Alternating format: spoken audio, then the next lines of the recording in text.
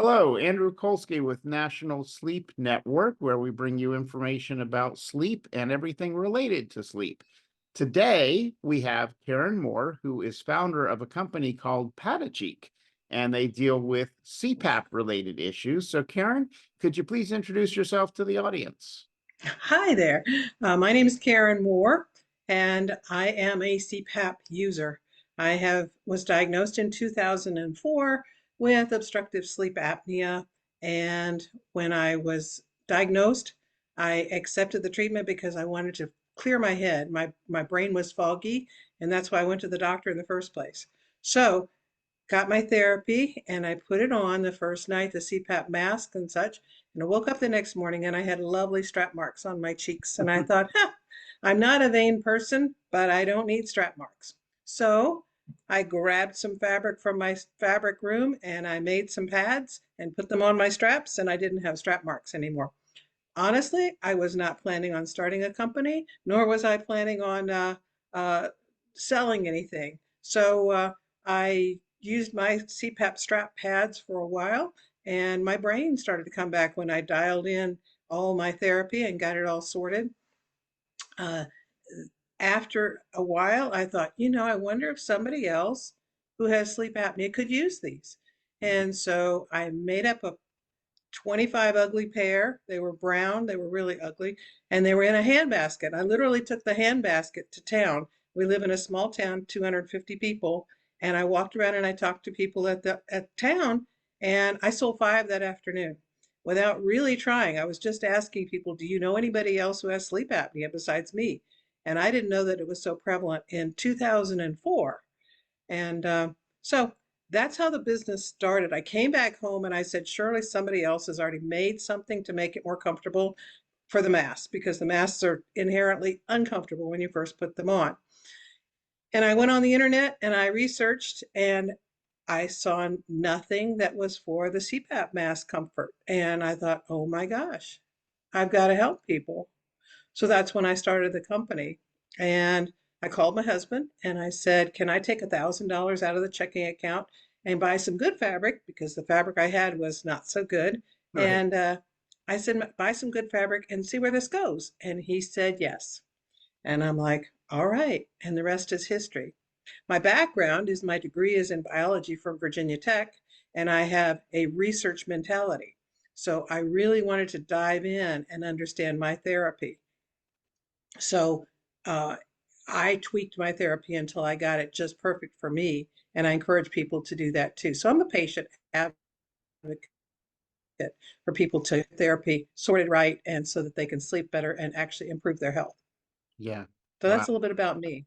Wow, wonderful, wonderful. There's a lot in there, and I want to kind of dive into some of that. So Sure. so let's back up a little bit and let's just talk about, so you find out that you have sleep apnea, you get a CPAP prescribed.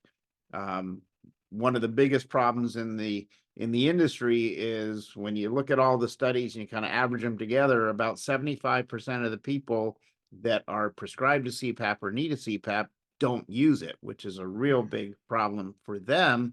But they don't realize it because they're asleep, they think, and they don't realize the pressure they're putting on their heart and their system when they're not breathing properly. But, anyways, you did the right thing. You followed the prescription, you got your CPAP, and lo and behold, you found a problem right from the beginning. And that's Mhm. one of the reasons that people don't use a CPAP, one of many reasons. Mhm. Uh, but there's no good reason not to use a CPAP if it's prescribed. So, all right. So I'm assuming that the straps that you had were probably what, silicone? No, actually, they were the headgear strap, the neoprene type headgear strap. I think it was a Profile Light that I started with, a Respironics Profile Light. And the lady at the DME, when she set me up, she was a very young gal, and I'm not sure she'd been trained a lot. Back in 2004, I don't know how much training you had to have set up a CPAP. And so she had the straps on me too tightly.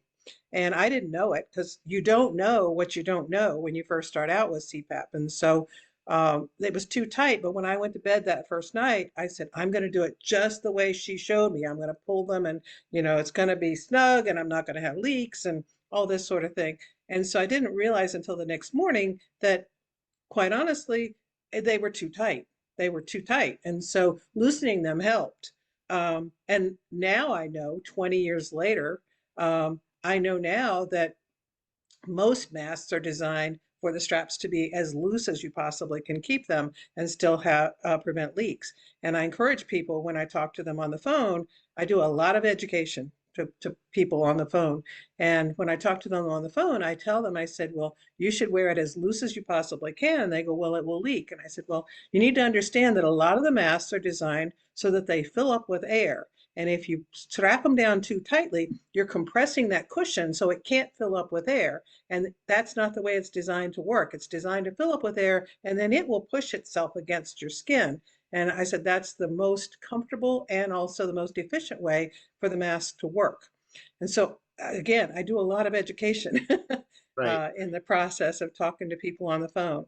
So that was what got started. Is like I realized that my straps were too tight, but even with my straps tight, I like the comfort of the pads because it makes it just so much softer.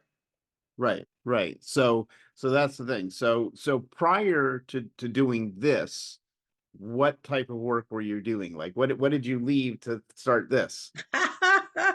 That's a good one. I got my degree in biology back in 1979. I got married and I worked while my husband went to school and got his engineering degree. And then I got pregnant and we had babies, and we had made a plan that I would be home with the kids. So 20 years I was home with the kids, and I absolutely loved that. I loved the process of being a stay-at-home mom. That was my plan. Mhm. And being involved in their schoolwork and being involved in their classes and going on field trips and science and all that sort of thing. That was what was interesting to me. So my daughter was in college at this time in 2004. My son was still in high school. So I left being stay-at-home mom is what I left Wow. to start this. And I didn't have a clue how to run a business. I had no clue how to run a business. I Right. knew how to sew and I knew how to design things and I knew how to talk to people. Those three things I had, but I did not have the structure of how to formulate a plan and a process and the structure of taxes and accounting and all that. I've always been financially savvy, but I didn't have QuickBooks knowledge. So, and I didn't have website building knowledge, and I didn't have patent knowledge. And all those things I started studying hard the first 5 years. And so I ended up receiving a patent, applying for and receiving a patent on one of my products. And it took 4 years. And so I decided that after that kind of experience, I decided it really wasn't worth pursuing a patent for the products because the sleep apnea market, the materials, the masks, they evolve so quickly that in 4 years' time, whatever you've designed for that thing that was 4 years ago, it's almost obsolete by then. So it didn't make sense to try to do that. So I'm like, okay, well, don't spend your time, don't waste your time on that stuff. Go someplace else, try to figure out what else you can do. So I did design a website. It wasn't a very good website. It was a Yahoo website, but it worked. It worked really well.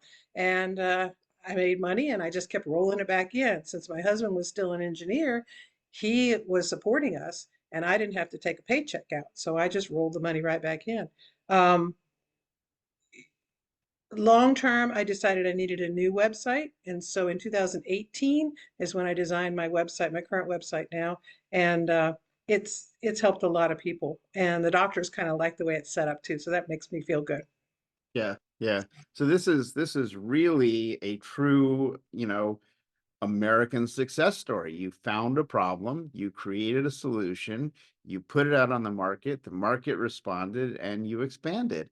And Oh, that yeah.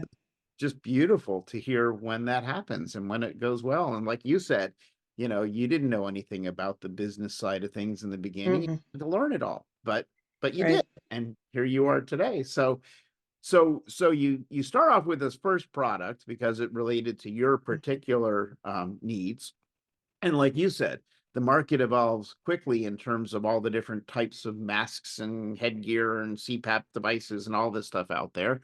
So, that meant that you were gonna have to create a whole bunch of different products, right?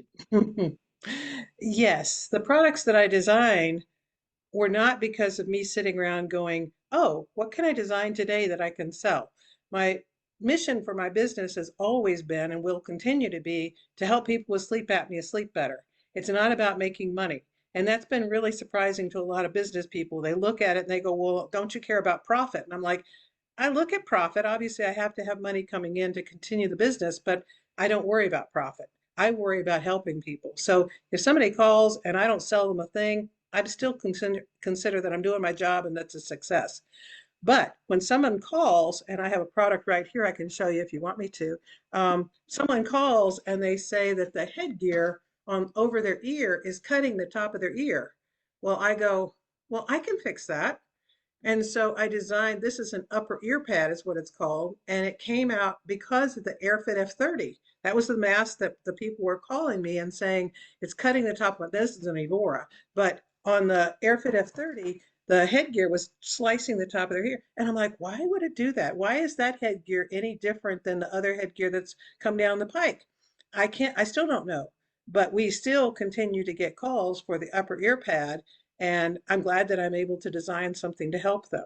Now, the process of designing something, typically like in a Toyota plant or a manufacturing plant where they have engineers and I mean, there's only five of us in the office, and I'm the main designer. Well, I am the designer. So typically in a manufacturing place where they're designing new things, you have months to design something and to tweak it and to make iterations and to get it just right. Well, I pretty much have to have it right out the gate. You know, I have to make something that works and then I send it to the person that requested it for me. I sell it to them and they give me feedback and they go, no, it's too long or it's too thick or it's too this. And they're using the product. And so they give me the initial feedback. And then I have to go back and look at it again. And once I decide on the tweaks, then I send them another one. And when they give me the A-OK and say, yes, this fixed my problem, that's when I do a pattern. And then I have to digitize that pattern and I have to send it to the cutting company. I have to make a training video to train my sewers how to sew it. I have to write up instructions on exactly how to sew it, write up in the kit book what goes into this product so that we can make the pieces together. And then we have the sewers start to sew it. And that's when it goes into production. So, for example, the AirFit F40 that just came out, that ResMed just released, people are already, I've probably got 10 people that want the mask liner for the AirFit F40. I don't even have a sample yet. And I Wow. explained to them, I cannot make a product if I don't have a sample of the mask. Years ago, I couldn't get a WISP, and a patient from California said, I need a mask liner for my WISP. The silicone is bothering my skin. And I said, well, I don't have a WISP. She boxed up her brand new WISP mask and mailed it to me and said, make me a design. So I made her a mask liner and I sold it to her and I sent her brand new mask and the mask liner back to her to California. I love the trust that people tend to bestow on me. I feel very grateful. They Mm. feel like I'm legit. I'm going to help them. I'm going to do my very best to try to help them, and that's my secret sauce right there. Right, So, right. yeah, So I'm in a minute here, I'm gonna share your website because I want to be able to show some of the things you have. But before that, I have a question in terms of, so you're creating products that meet, that work with all the different things in the market. But if someone needed something special just for them, like a one-off, do you do that type of work as well? absolutely. I sure do. I have a cabinet in the other room. It's a file cabinet, and it has little boxes in it. They're pencil boxes, from school pencil boxes. And inside those pencil boxes are patterns and instructions and the person's name and a little bit about it, what I designed for them. And so when they call me, like the other day, I designed a cochlear implant pad for a guy. So he's wearing a CPAP headgear mask, but the cochlear implant is being rubbed by the CPAP strap. And so I designed something that kind of bridges over it. It's a pad and a pad, and then there's a narrow pad in between that's soft, that's just less dense. And so it pushes pressure on both sides of that area that he's having problems with the headgear rubbing against it. And it, that's just a one-of solution. Now, his name and the date that I made it is in a box in my file box. So I've got drawers and drawers and drawers, and they're all alphabetized. So when somebody calls back 2 years later and says, "You made something for me, what did you make?" So when I make something special for a person, custom design, I have to make one for them and one for me. And if it doesn't work, I mean, first time, I got to hit it right out of the park, you know. If it doesn't work for any reason, then I've got to retweak theirs and I've got to remake the one that I have here so that they match. So that when they come back and go, well, I was using this, but now I'm using this, and can you adjust it? Can you make it thicker? Can you make it longer? Whatever. And so it's really cool to have all the supplies right here in my design room that I can just pull the fabric that I want to use. I have thin fabric, I have thick fabric, I have, you know, all different types. I have smooth fabric, I have fluffy fabric, and so the different things that's required for the product, I have to use my own head and try to figure it out. Sometimes people will email me and say, I think you should do it this way, this way, this way, you know, and they'll give me like written instructions of exactly how they want it done. And if it doesn't make sense to me, or if it's not my design, I would say, take that to a tailor, see if they can do that for you, you know. Right. Uh, I can't kind of accept the responsibility of somebody else's design. I'll accept the responsibility for what I design. So if Right. that makes sense. Oh, absolutely. But it's the fact that you are able and willing to create these individualized pieces for people. I never thought about, a cochlear implant. Sure, the strap might get in the way. So Mhm. there's always some unique need that we don't think about, but is a real need. So let me get to my screen sharing, and I want to show your website so people can see some of the types of products that you have here. So this is patacheek.com. It's up on the web. Anybody can go to it. And you have all sorts of things here. CPAP mask by name. You've got all the different models and manufacturers, categories. Tell a little bit about yourself. But let's take a look here. Well, let's just hit all products. Well, here we go. So let me see. I'm just going to pull out some so that here, this looks like you've got a couple things going on here, a set of 3 things. Tell us about this. Like what was the need here that you were addressing? Okay. All of our mask liners originated in 2007 when a lady called me. Her son was using a Mirage Quattro and he was breaking out where the silicone was touching his face. And she said he cannot use it. It's hurting his skin, hurting him, and he can't use it. And he was disabled, so he couldn't really verbalize what his needs were. So she asked me to make something for him. And I thought at the time, I thought, well, I can't put anything between the seal and the face because it will leak. And I told her, I said, it will leak if we put something between the skin and the mask. And she said, well, he can't wear it all right now. And if he could wear it, that would be beneficial, even if it leaked. And I went, okay, you've got a point. You've got a point. So I made I made a fabric mask liner and I mailed it to her and she gave me feedback and eventually we came up with the right materials. But each mask is different and so the mask liners are each specific to that mask. Now, if you see on this picture here, you see at the top there's a forehead pad, and that pads the forehead pressure point there.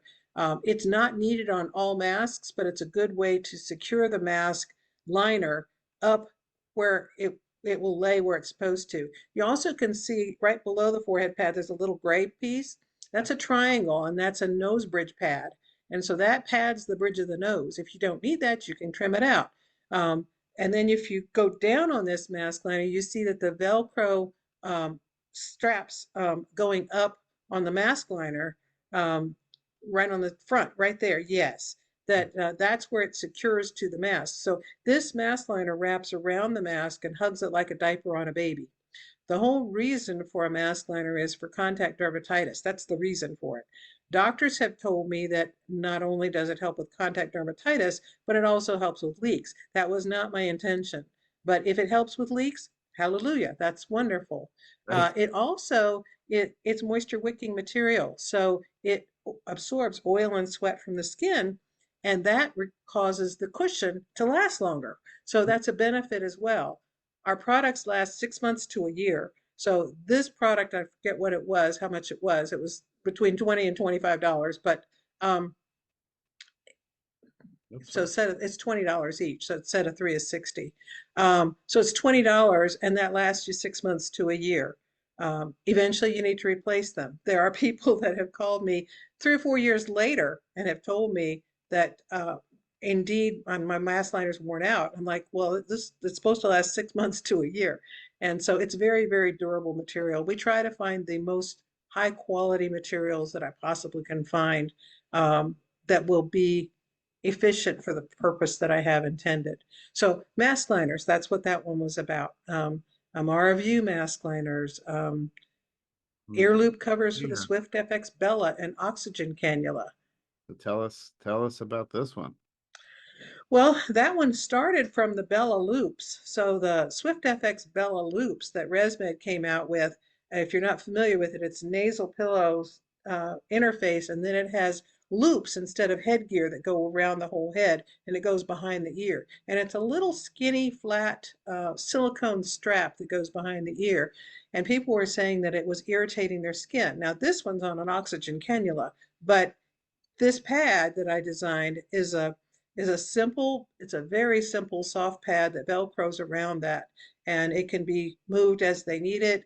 It can be removed to be washed and that sort of thing. As far as I know, there are not a lot of Salter Labs has some pads for the oxygen cannula, and we don't sell a whole lot of these because sleep apnea is my focus, not oxygen cannulas. But just the fact that it fit the oxygen cannula too, that's how we have marketed it as well. Great. And a lot of our products have installation instructions on their page too. So um, on uh,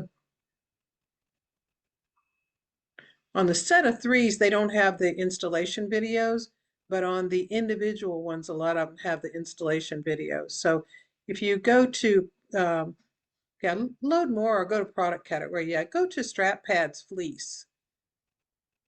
That's a good place to go. And then go to the original, then the one in the middle here. Yes, that one right there. And then below the main picture, well, another thing on the website, below the main picture, it has an instruction video, an installation video. So if you go over to the main picture, the second, yeah, right there is an installation video of exactly uh, how to put it on. Another thing is, yeah, you can do that if you want, So this is pretty good. So you literally step by step, you take them through. You've got the product there. I see right? instructions that come with it. Mm-hmm. Fantastic. Yeah, so it helps people to visualize if they're not a word, if they can't read words that make sense of how to install something. Some people are picture people. And the other thing is over under the description, you'll look if you scroll all the way down on our website, it says what these things fit. So on a product page, it'll say this fits, and then it has a long list of whatever it fits. And if it just fits one thing, that will show under there too. Now, my website's not perfect. It needs websites need to be monitored and managed over a period of time. And so we're always going in and finding things that aren't quite right or that need to be changed in one way or another. That's just the nature of the beast. I need to add more pages to my website. Mhm. The N30i isn't on the website yet. There's certain things that are not, and there's old masks on here, like the ResMed Mirage Micro. I don't know of anybody who uses the ResMed Mirage Micro anymore, but they're on this list because this particular product will fit it. This is my first original padded cheek product, and here's one in real life. They're really, really soft. They're incredibly soft. It's a Polar Tech material that I use. So anyway, it's all about making it better for somebody to use it and make it more comfortable. And I see here you've got installation The, instructions that the they, installation instructions are there, so if the pictures on the printed thing that they receive in the package are not clear, they can come to the digital pictures and they can see them more clearly on their computer if they're computer savvy. And some of our people that buy our products are not necessarily computer savvy. They don't feel comfortable looking around on the computer. And our website is actually a little bit more difficult to use than some people would like, because when you go to the homepage, there's no place to look at a picture and click it. And there's a reason behind that. I did that intentionally. I did it that way because I want people to get the right product for their mask.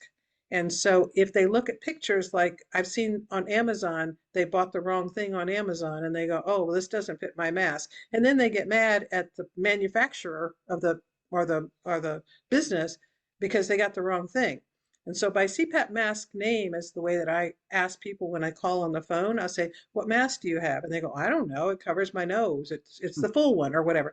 And I said, if you get the mask in your hand, I will ask you some questions and we can narrow it down. And if I still am stumped and I don't know which one it is, then I have them take a picture of it and send it to me. And when I see a picture, obviously I'll know what it is, and then I can advise them further.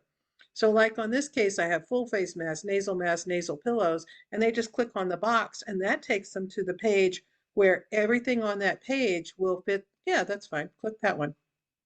So that first at the top of the page, the way the website's laid out, I have a mask with nothing on it so they can see and they go, oh yeah, that's my mask. And then you scroll down and everything on this page will fit on that mask, even if it's shown on a different mask. Sometimes it's shown on a different mask, like the short hose cover in the bottom is shown on a nuance, I believe. Um, so on this page, all the things on this page will fit on that AirFit P10 mask. great. Wow. This is great. You obviously put a lot of time into setting this up to make it easy for people. So let me stop sharing so they can see us Yeah. again. Um, so now you're selling directly through your Pat a Cheek website, and then Yes. do you also sell at other retailers? Yes. There are some online CPAP suppliers that buy wholesale from us and sell retail, and we're grateful for those relationships. They allow us to reach more people, Mm, and if we can help more people, that's the plan. That's what we love to do. right. I don't sell on Amazon though. Okay. All right. Well, let me ask this then. So let's say I'm one of those people that has a particular need, something Mhm. that's, a one-off type of thing. You said that you could do something to help me.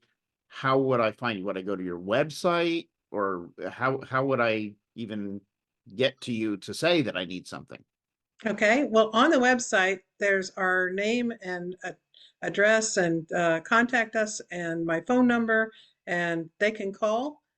You see the phone numbers right there. And if you have questions, please feel free to call us down there under products Okay. Yep. right there. On contact us, there is the form that they can fill out. They can put their name in, and the telephone number is there again, and my email address. So if they fill this out and they send it to me, I'll get an email and then I'll respond to them. That's one other way. I don't have text available and I don't have a chat feature just because I'm one person and I can't be on the computer all the time. So I Right. don't have that set up. So Okay. this is the way that they can reach us. Yeah. So it's simply Padacheek, PADACHEEK.com, and then Mhm. contact us. I've even received a letter in the mail from a gentleman, and he said that he was interested in my products and blah blah blah. And so he had his phone number on there, and I called him back and I said, you sent me a letter in the mail, and he said, yes. He said the mail works, right? And I said, yes, sir. And he said, I found out that he's Mennonite, and so he doesn't use the computer. And I'm like, oh. Yes, sir, absolutely. His doctor had told him about it. So I really appreciate it when doctor referrals tell the patients that they can contact us and get the information that they need. And we send brochures and business cards and samples to DMEs and to doctors' offices so that they can have them there and show them to the patient, say, this is what they make and this is how it could help you. Right. Wow, Uh, wonderful. Yeah. I No, know it's a wild journey. It's been great. It's been absolutely great. so then I have to ask, do you have like a story, something like the most unusual or unique request or special, request that you've received? Any stories like that? Well, yeah, probably lots of them. One of them that I remember was a mom had two kids that were recently diagnosed with sleep apnea, and they were teenagers. Well, I think the daughter was like 12 and the son was 15. And she said, do you have any suggestions? She called me and she said, do you have any suggestions to help encourage them to use their CPAP equipment? Because they think it's really dorky and they're not happy about it, that sort of thing. And I said, well, yes, I said, we can make it more colorful. We can make it fun for them. What does your daughter like? Pardon me. What does your daughter like? And she said, my daughter loves cats. And I said, like the big cats or like kitty cats? And she said, the big cats. And I said, all right, let me see what I can do. I said, what's your son like? And she said, oh, he's like into camouflage and hunting and that sort of thing. And I said, all right. So I went on the hunt online, and I had to buy special fabric because I didn't have what she wanted. And I bought this material, and it's called Minky. And Minky is like what I buy. It's a fleece type of material, but it's longer. It's more like a shag rug kind of a thing. And so when you cut it, everywhere you cut it, the Minky comes off. Excuse me, I'm gonna get a sip. Mhm. The Minky comes off in the sewing room. And so you've got this cloud of these little pieces everywhere. And so I made a hose cover for her daughter out of this leopard spotted minky material. It looked like the tail of a leopard when we were done with it. It was so cool. 6 foot long, has a long zipper in it. And so I made that specially for her, for her daughter. And then I made matching strap pads for her face, for her mask. And she said her daughter loved it. The son, the same thing we did, but I did a camouflage, like a camouflage fleece that I found that I made his hose cover out of and strap pads for his mask. So encouraging people in any way that I can. One person said that, oh, another story. A man said, do you have material that will match my bedroom? And I'm like, I don't know. He was very fashion, not fashion, but very decorator kind of mindset. And he wanted his bedroom to look a certain way. And so I said, send me a picture of like your quilt or your coverlet or whatever, or your walls, something, give me some colors. And Right. so he sent me a picture of his bedspread. And lo and behold, I went down and I found some fabric, and it even had the same pattern in it, same color story and the pattern in it. So I made his out of that. And specials I do charge extra for. Right now I charge a minimum of $5 extra for a special. So if somebody says, can you make this green? And I'm like, well, we don't normally make it in green, but I'll make it in green for you, and it's $5 extra charge. Mhm. If they say, would you redesign this? Then it's a little bit more than $5 extra Sure. charge, but it's always minimal. I mean, I think $5 is a really small amount to ask me, the founder, to go to my sewing room and pull out the fabric and make something special just for them when we have in stock, blue and gray and, red or whatever, and they want green for whatever reason. I've even had people send me fabric. They said, I want this fabric. And I'm like, all right, well, let me tell you, if you send me fabric, I will make it out of that material. However, the features of that material may not be conducive to the purpose that you want it for. In other words, she sent me a polo shirt, her husband's polo shirt, and it was white, and she wanted it because it was cotton. She wanted it out of that material. And I said, if it ravels, then whatever I send you, the edges are not finished the way that I make it. And I said, if I can hem it in a way that it doesn't add bulk, I will do that. But if I can't, it's going to ravel on the edge if the fabric that you send me is ravelly fabric. So I just have to let them know that, there's limitations. I Right. will try to accommodate what I can. And there are times that I just say no. Silk is is a good one. I used to make things out of silk. And people said, why don't you make it out of silk? Well, what happened was silk is not color fast. And so if you make a strap pad out of silk and you put it on your strap, that's fine against your face. It's all lovely. But if you sweat it all and you get that silk moist against your white pillowcase, guess what happens? You Uh, get silk color transferred onto your pillowcase. And I don't like that. I don't like my products to damage somebody's pillowcases. So I stopped doing that. And also, it's really tough to sew because it's very slippery. And it just requires a lot of extra things. So I don't make it out of silk. I tell them, if you want it out of silk, you're going to have to go somewhere else. Or you can buy what I have and you can put silk on it if you want to. But I don't make things out of silk. right. So, Yeah. but Well, there's sometimes you just say no. yeah, but these are lessons you learned over time, and Hmm. because of your experience, you know what's going to work best, and you know what the problems are going to be with certain other types of requests. Yes. I feel like I know the field pretty well. I know the mass comfort field pretty well. And I'm always open to people asking for something that they need specifically. I'm always open to they have an issue, call me. I will do my best to try to fix that issue if I can. Right.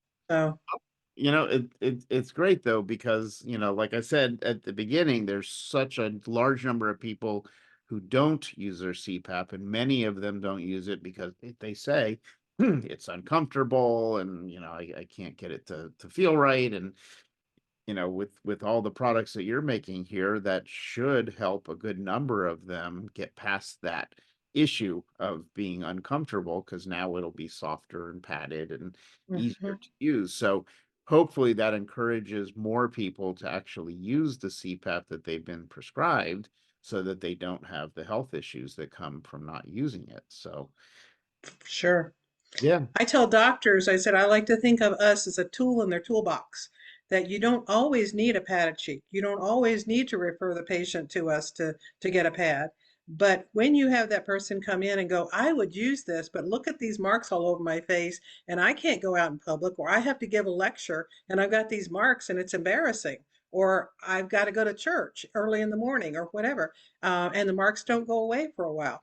So I like to think of us as a tool. So when the doctor goes, oh, I have a patient and this is the patient's need. Oh, I have that tool, like a wrench in your box. You don't always need a wrench, but when you need a wrench, it sure is nice to have one.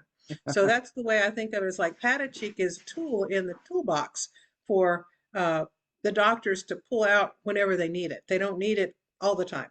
right, Um, so right. that's where I like to think that we fit.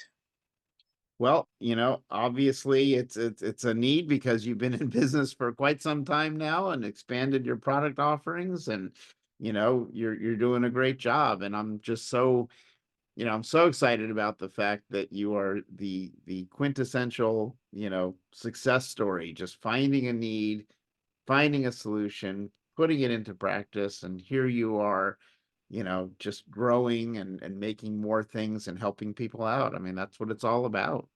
Didn't do it alone though. I've got 5 people that work in my office now, and I have 3 sewers that sew our products for us as well. So it's not a matter of me doing it all by myself. At the beginning, I did everything all by myself, but I don't do it all by myself now for sure. I have a marketing lady, I have a production person, head of production, and she makes sure that the kits go out to the sewers every week. I have an inspector and she inspects. I have a shipping department. And these are the things I didn't know I needed when I first started. So, stockroom manager, it's a thing. Yeah, yeah, but So, it's great that you got to the point that you needed to have those people, you know. hmm. So, it's just it's very nice to hear. I love hearing success stories. I love stories like yours. I'm, glad to share them, because I think it'll help a lot of people. And Thank you, Andrew. it's all positive all the way around. So Hmm. So, all right. Well, it has been an enormous pleasure speaking with you. I encourage people who have issues with their CPAP, if you do need these types of products, you've got the website, patacheek.com. Test them out, see if you can make it a little bit more comfortable for yourself as you sleep. There's no reason not to. And Karen, thank you for your time, and I wish you continued success as your company continues to grow. Andrew, you're so sweet. Thank you so, so much. I really appreciate it, and I'm grateful that I can help other people sleep better. That's the whole point. So Fantastic. thank you. Thank you.